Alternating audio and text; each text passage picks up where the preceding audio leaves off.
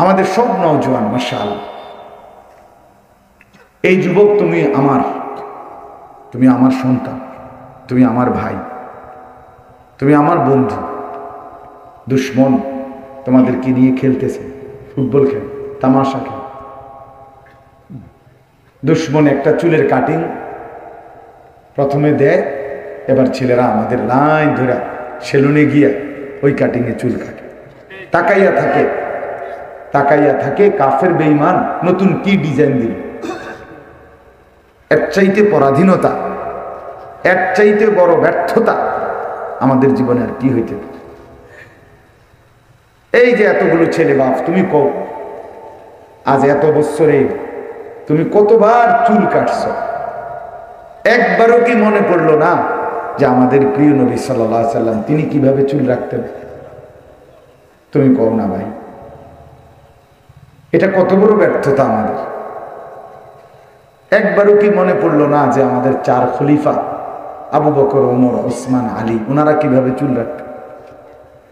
একবারও কি মনে পড়লো না আমাদের শাহজালাল, শাহপরান, ওনারা কেমনি চুল রাখতেন?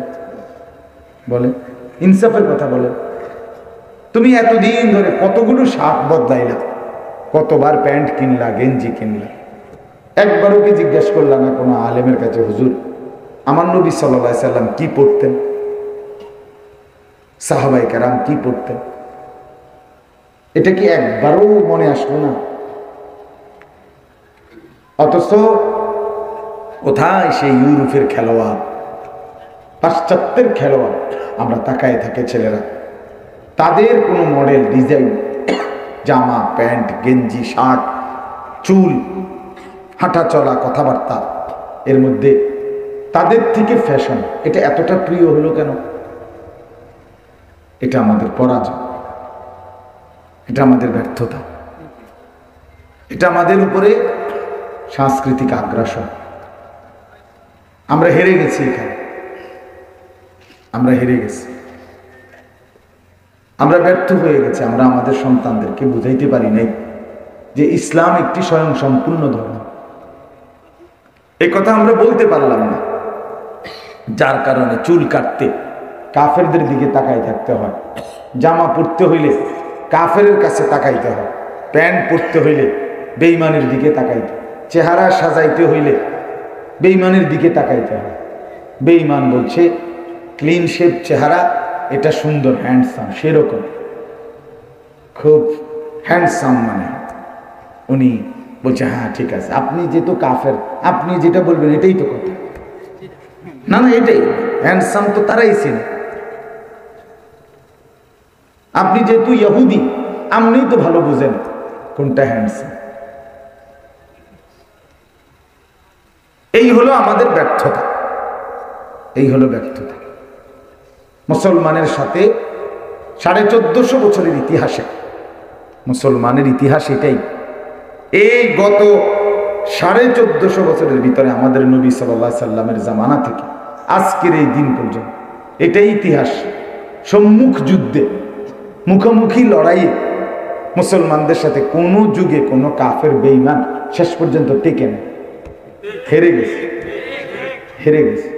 এই এখন যে 10:35 বাজে, এটা যেমন সত্য, আজকের রাত যেমন সত্য, ইসরায়েলের এই ইহুদিরা এরাও যে টিকবে না, এটা এরকম সত্য।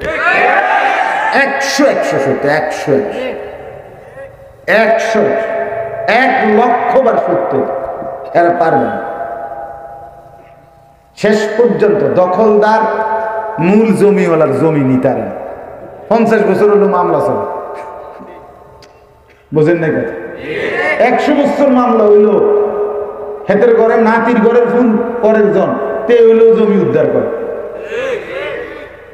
তাহলে আমাদের দেশের বাপ দাদার জমি অন্য কেউ দখল করিলে হেতে যে দখল করতে পারে না, শেষ পর্যন্ত রাখতে পারে না, ফিলিস্তিন মুসলমানদের ভূমি, সেটা ইসরায়েলরা, এই ইহুদিরা, তারা কেমনে দখল করে রাখবে?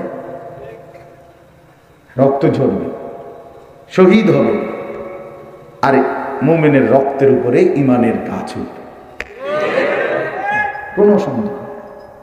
হেরে যাবে নিশ্চয়। আজ কিংবা এই বছর হাইতে হবে জরুরি না, ৭৫ বছর এটা খুব বেশি না, আরো সময় লাগতে পারে, কিন্তু নির্দিষ্ট একটি ফয়সালা আল্লাহ তাআলার আছে, কোরআনে আছে। আমি শোনাবো আপনাদেরকে একটু পরে। তাইলে আমি বলতে চাই ভাই, আগে যে কথাটা, যে বেঈমান কাফেররা সেই বদরের যুদ্ধের আমল থেকে আজকে পর্যন্ত কখনোই শেষ পর্যন্ত জিতে নাই, সম্মুখ মানে সরাসরি যুদ্ধ। আমেরিকা আজকে মাতবরি দেখাইতেছে, ইসরায়েলকে সহযোগিতা করে ফিলিস্তিনকে হারাইয়া ফেলবে, এই যুদ্ধে হারতে দিবে না ইসরায়েলকে। হ্যাঁ, আহম্মদ তো তুই আফগান থেকে চলে গেলি কেন? কথা বলেন না কেন? অপদার্থ লজ্জা লাগে না? হ্যাঁ, আমরা সিরিয়া খাই, আমরা দেখছি না দেশ ঘটনা, তো তাহলে তুই গেলি কেন? এবং গেছে গে তো বেশি দিন হয়েছে না, এই করোনার পরে চলে গেছে সৈন্য নিয়ে, পুরা বাহিনী নিয়ে আফগান ছেড়ে দিছে। তাইলে এখন নিজেরা সরাসরি যুদ্ধ করে টিকতে পারলা না, এখন ওই ইসরায়েলের সমর্থন করে তোমরা ফিলিস্তিনকে ধ্বংস করে দিবা? হ্যাঁ, এত সহজ বিষয়টা। এই জন্য বললাম বাস্তবতা